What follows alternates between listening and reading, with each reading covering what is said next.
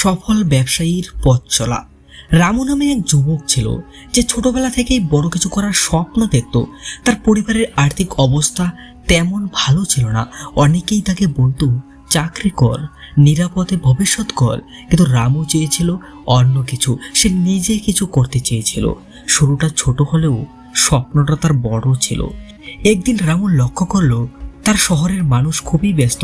তারা হয় অফিসে ছুটছে, নয়তো রাস্তার ধারে দাঁড়িয়ে চা খাচ্ছে, কিন্তু বেশিরভাগ চায়ের দোকানে পরিষ্কার পরিচ্ছন্নতা নেই। চায়ের স্বাদও সাধারণ মানের। সে ভাবল, যদি আমি স্বাস্থ্যকর পরিবেশে ভালো মানের চা তৈরি করি তাহলে মানুষ নিশ্চয়ই পছন্দ করবে। তবে বড় দোকান দেওয়ার মতো টাকা তার কাছে ছিল না। তাই সে রাস্তার পাশে একটি ছোট চায়ের স্টল দিল, কিন্তু সাধারণ চা বিক্রি করে সে আলাদা হতে পারবে না। তাই সে বিভিন্ন স্বাদের চা তৈরি শুরু করলো। আদা চা, মশলা চা, তুলসী চা, দারুচিনি ও লেবু চা। তারপর সে সুন্দর কাপ ব্যবহার করা শুরু করলো এবং পরিষ্কার পরিচ্ছন্নতার দিকে বিশেষভাবে নজর দিল।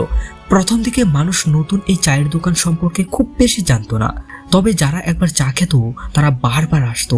ধীরে ধীরে তার দোকানের সুনাম চারদিকে ছড়িয়ে পড়ল। এরপর রামু নতুন কৌশল প্রয়োগ করলো। সকালে অফিসারদের জন্য ডিসকাউন্ট, বিকালে ফ্রি বিস্কুট অফার, বিপণন বাড়তে সোশ্যাল মিডিয়ায় প্রচার। কয়েক মাসের মধ্যে তার দোকানের সামনে ভিড় লেগেই থাকতো।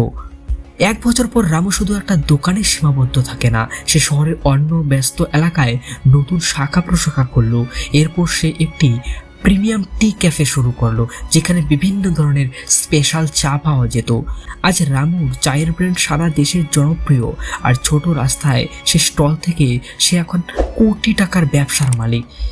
শিক্ষা যা আমরা এই গল্প থেকে নিতে পারি, যে কোনো ছোট কাজ শুরু করলে যদি তা ভিন্নভাবে ও নিষ্ঠার সাথে করা হয় তাহলে সফলতা আসবেই।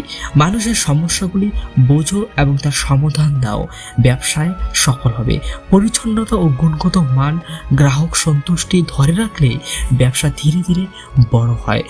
বন্ধুরা, বড় হতে গেলে ছোট থেকে শুরু করতে হয়, আর এই কথাটা সব সময় মনে রেখো।